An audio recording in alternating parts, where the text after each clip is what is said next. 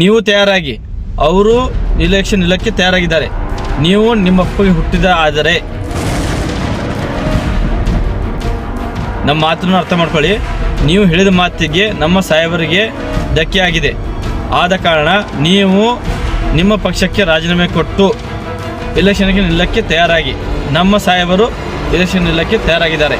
ನಾನು ರಿಕ್ವೆಸ್ಟ್ ಮಾಡುತ್ತೇನೆ.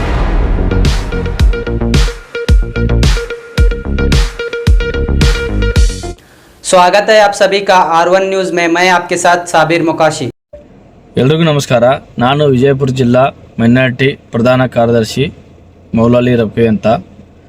ಮಾನ್ಯ ವಿಜಯಪುರ ಶಾಸಕರಾದ ಬಸವನಗೌಡ ಯತ್ನಾಳ್ ಪಾಟೀಲ್ ಅವರೇ, ನೀವು ಪ್ರವಾದಿ ಮೊಹಮ್ಮದ್ ಪೈಗಂಬರ್ ಬಗ್ಗೆ ಅವಹೇಳನಕಾರಿ ಭಾಷಣ ಮಾಡಿದ್ದಕ್ಕೆ ನಮ್ಮ ಶಿವಾನಂದ ಪಾಟೀಲ್ ಅವರು ನಮ್ಮ ವಿಜಯಪುರ ಜನತೆ ಎಲ್ಲರ ಪರವಾಗಿ ಹಾಗೂ ವಿಜಯಪುರ ಮುಸಲ್ಮಾನ ಬಾಂಧವರ ಪರವಾಗಿ ಅವರು ಭಾಷಣ ಮಾಡಿದ್ದರು.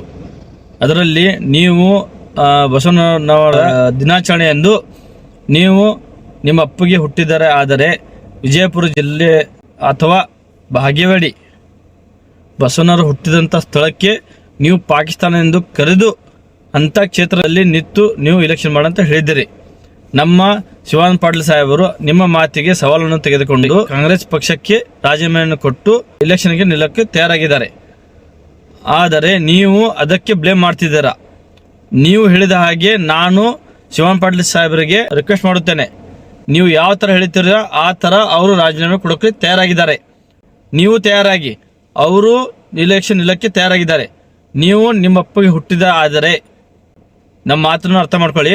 ನೀವು ಹೇಳಿದ ಮಾತಿಗೆ ನಮ್ಮ ಸಾಹೇಬರಿಗೆ ಧಕ್ಕೆ ಆಗಿದೆ. ಆದ ಕಾರಣ ನೀವು ನಿಮ್ಮ ಪಕ್ಷಕ್ಕೆ ರಾಜೀನಾಮೆ ಕೊಟ್ಟು ಇಲೆಕ್ಷನ್ಗೆ ನಿಲ್ಲಕ್ಕೆ ತಯಾರಾಗಿ. ನಮ್ಮ ಸಾಹೇಬರು ಇಲೆಕ್ಷನ್ ನಿಲ್ಲಕ್ಕೆ ತಯಾರಾಗಿದ್ದಾರೆ. ನೀವು ಹೇಳಿದ ಹಾಗೆ ರಾಜೀನಾಮೆ ಕೊಡೋಕ್ಕೆ ತಯಾರಾಗಿದ್ದಾರೆ.